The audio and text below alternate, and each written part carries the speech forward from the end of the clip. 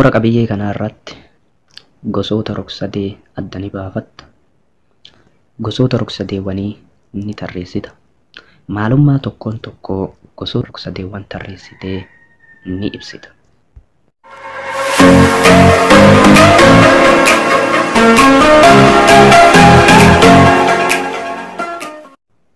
Rog-sadeewwan rogootaa fi kofoota isaanii irratti hundoofnee qooduu dandeenya. Kana jechuun rog-sadeewwan kennaman rogoota isaanii irratti osoo hundoofnee qooduu dandeenya. Gosoota isaanii irratti hundoofnee kofoota isaanii irratti hundoofnee qooduu dandeenya. Mee amma tokko tokkoon ilaallu. Jalqaba irratti gosoota rog-sadee rogaan. Gosoota rog-sadee rogaan ilaallaa jechuudha. Rogaan qooduu ni dandeenya. Kanas rog-sadee nuuf kenname kana rogaa irratti hundoofnee bakka sadiitti qoodnee ilaalla. Mee amma isaan inni fa'i tokko tokkoon ilaallu. Gosoota rog-sadee rogaan yoo qoodnu keessaa tokkoffaanii rog-sadee ikolaateraaliiti.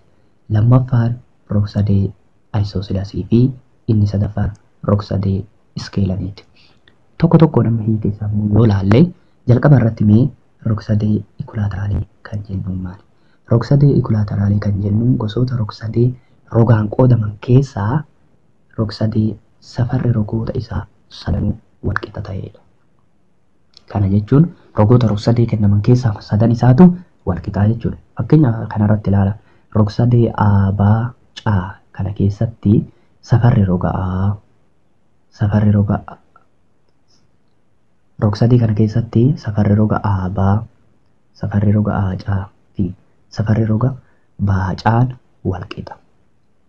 Akkuma asirraa argaa jirtanii walqixa. Kanaaf rog-sadeen kun rog-sadee ikolaateraaalii jedhama. Gama biraatiin rog-sadee ikolaateraaalii kana keessatti kofoonni isaa sadanuu walqixa. Kofti A, kofti B fi kofti C walqixa.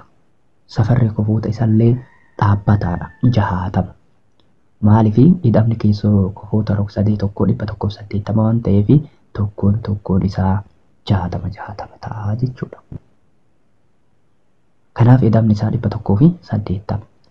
Kofaan immoo yoo qoodne gosoota kofootaa keessaa safarri kofoota keessaa 60 kam jalatti ramadamaa? Kofa akiyuutii.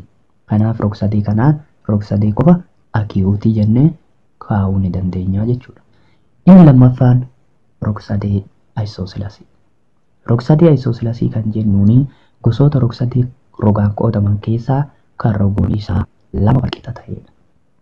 Rogoota kennaman keessaa 2 walqixa kan ta'e haa ilaallu. Rog-sadee A, B, C kana keessatti safarri roga A, B fi safarri roga A, C walqixa. Kan B, C immoo kophaa isaaniirraa addaa jechuudha. Kanaaf rog-sadee rogoonni isaa 2 walqixa ta'e rog-sadee ayisoosilasii jennaan. Inni biraa rog-sadeen kuni rogoonni isaa 2 walqixa waan ta'eef rogoonni kofa jara rogoota walqixaa lamaan kana gidduutti uumamu fuulletti argamu walqixa ta'a. Kanaaf kofni B kofa C wajjin walqixa. Kofni B kofa C wajjin walqixa. Kana jechuun yoo safarri kofa B 40 ta'e safarri kofa C walqixa waan ta'eef 40 ta'e. Yoo safarri kofa B 50 ta'e safarri kofa C'nis 50 ta'a jechuudha. Inni sadaffaan rogoota rog-sadee rogaanii keessaa rog-sadee iskeelaniidha. Rog-sadee iskeelanii kan jennuun gosoota rog-sadee rogaan qoodaman keessaa ta'ee kan rogoonni isaa sadanuu dheerina garaagaraa qabudha. Gosoota rog-sadee keessaa kan rogoonni isaa sadanuu garaagara ta'edha. Fakkeenya haa ilaallu. Rog-sadee asirratti argaa jirtan kun rog-sadee A, B, C kana keessatti safarri roga A, B, safarri roga A, B, safarri roga A, C fi safarri roga B, C kun garaagara. Waliin qixxa. Kanaaf rog-sadeen kun rog-sadee iskeelanii jennaanii jechuudha. Kan rogoonni isaa sadanuu garaagara ta'ee jechuudha. Gama biraatiin rog-sadeen kun rogoonni isaa sadanuu garaagara jechuun kofoonni gidduu rogoota kananiinitti uumamu kofa A, kofa B fi kofa C'nis garaagaraa jechuudha. Maaliif dheerina rogoota isaa garaagara waan ta'eef kofoonni gidduu isaatti uumamus garaagara. Kanaaf rog-sadee iskeelanii kanaan Rog-sadee rogoonni isaa fi kofoonni isaa sadanuu dheerina yookiin safara garaagaraa qabu yoo jenne ni ta'a jechuudha.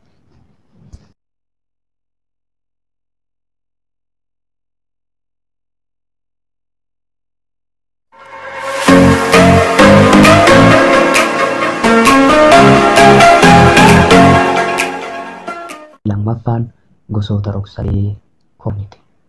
Inni kana keessatti immoo kofarratti hundoofnetti rog-sadee qoonnaa jechuudha. Rog-sadee kofarratti hundaa'uun akkuma rogoota sana bakka walqixa sadeetti qoonna. As keessatti wanni nu hubachuu qabnu hidhamni keessoo kofoota rog-sadee tokko 180. Kana jechuun kofoota keessoo isaa sana yoo walitti idaane 180 tahuu qabu jechuudha. Kanaaf rog-sadee kofaa yoo qoonnu bakka sadiitti qoonna. Tokko rog-sadee kofa akiyuutii. Rog-sadee kofa akiyuutii kan jennuuni rog-sadee safarri kofoota isaa sadan kofa akiyuutii yookaan immoo 90 gadi kan ta'e. Tokkoon isaa 90 gadi kan ta'e jechuudha. Kanaaf rog-sadee baacaa kana keessatti kofni aan, kofni baan fi kofni caanii sadan isaatu irra xiqqaa 90 yoo ta'e rog-sadee kofa akiyuutii jenna. Kanaaf safarri kofoota kanneenii hundi isaatu 90 gadi jechuudha. As keessatti wanni hubachuu qabnu kofoonni kun sadanuu walqixas ta'uu ni danda'a, walqixa mitis ta'uu ni danda'a. Yoo walqixa ta'ee kofoonni isaa tokkoon isaa 60 ta'a. Kanaafuu rog-sadee kofoonni isaa sadanuu 90 gadi yookiin kofa akiyuutii ta'ee rog-sadee kofa akiyuutii jennaan. Garuu hidhamni kofoota isaa sadanuu maal ta'uu qabaa? 180 tahuu qabaa jechuudha. Inni biraa inni lammaffaan gosoota rog-sadee kofaanii keessaa rog-sadee kofa sirriiti.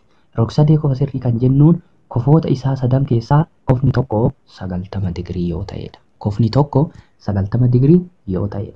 As keessatti rog-sadee baa caa kana keessatti safarri kofa baa kofa sirriidha yookiin 90 digiriidha. Sanarraa kana filamaan immootu maalidha?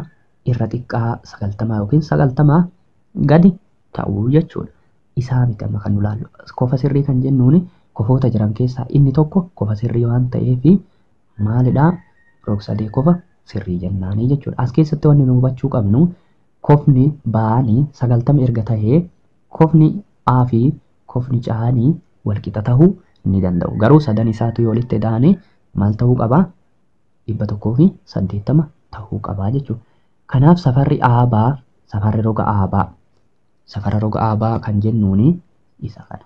Roga aabaa fi baacaan kun walqixa ta'us ni danda'a, ta'uu baachuus ni danda'a. Yoo walqixa kan ta'u taate rog-sadee kofa ayisoosilasii ta'a. Yoo immoo safarri kun lamaanii aabaa fi aacaan akkasuma immoo aabaa fi baacaan kun yoo kan garagara ta'u taate rog-sadee sadan isaatu iskeelanii jalatti ramadamaa jechuudha.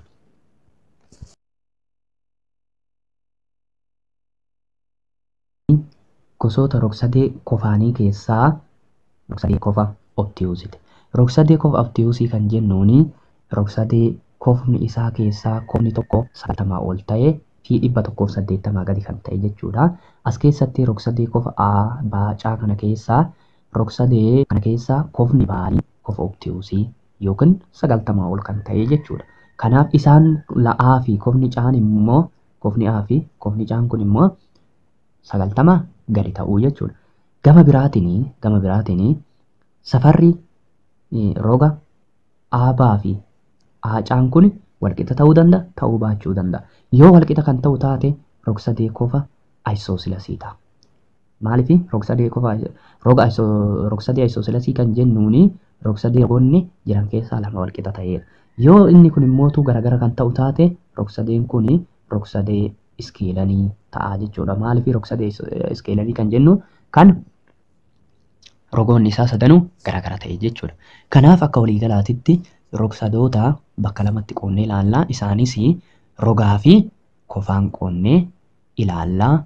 Rogaan bakka sadiitti qoonnee ilaalla jennee kofaanis bakka sadiitti qoonnee ilaalla jennee rogaan yoo qoonnu rog-sadee ikulateraalii, rog-sadee ayisoosilasii fi rog-sadee iskeelanii jennee Kofaanis qoonnee yoo laallu rog-sadee kofa kiyuutii, rog-sadee kofa sirrii fi rog-sadee kofa obtiyuusii jennee qooduu ni dandeenya jechuudha.